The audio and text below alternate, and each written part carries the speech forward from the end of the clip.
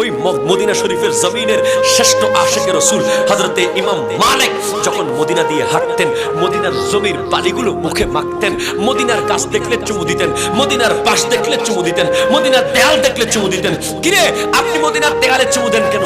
বলে আমার নবী যখন এদিক দিয়ে হেঁটেছিল মনে হয় একবার এই দেয়ালের দিকে নবী তাকিয়েছিল।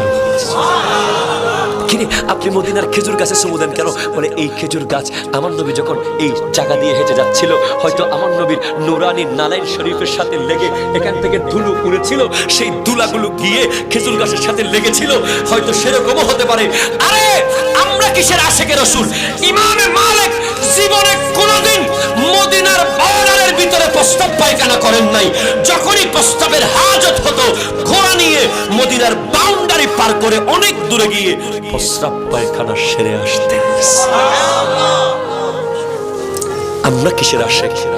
আমরা কেমন আশিক? আমরা কিসের প্রেমিক? আমাদের মতো আমরা তো প্রেমের নাম বলি, প্রেমিকের নাম বলি, আমরা আসলে কেউই নবীর প্রেমিক এখনো হতে পারি নাই। সত্যিকারের নবীর প্রেমিক হলো হযরতে ওয়াইসে কারনী। কথা ধরে বলেন ঠিক কিনা? নবীর জন্য আমরা কি করেছি? একটা মাহফিল করি আমরা নবীর জন্য বছরে, তাও কত রকমের দলাদলি, কত রকমের কথা, কত রকমের কানাগুসা। টাকা দিতে চায় না, হাদিয়া দিতে চায় না, চাঁদা দিতে চায় না। বলে কিসের মাহফিল? প্রত্যেক বছর লাগেনি, এ কি হইবে, কোন বক্তা আইবে, কি হইবে না হইবে। আরে সব বাদ দেন, আমার নবীর মিলাদ হবে কিনা? কথা ধরে বলেন না ঠিক কিনা?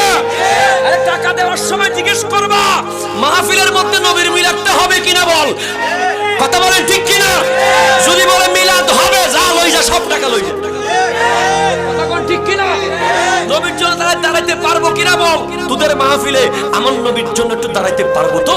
যদি বলে হ্যাঁ আমাদের তন্তরের এই মাহফিলে শেষ বেলায় মিলাদ ও কিয়াম হবে, আমার নবীর জন্য আমরা দাঁড়িয়ে যাব, তখন বলবেন যা টাকা লই যা।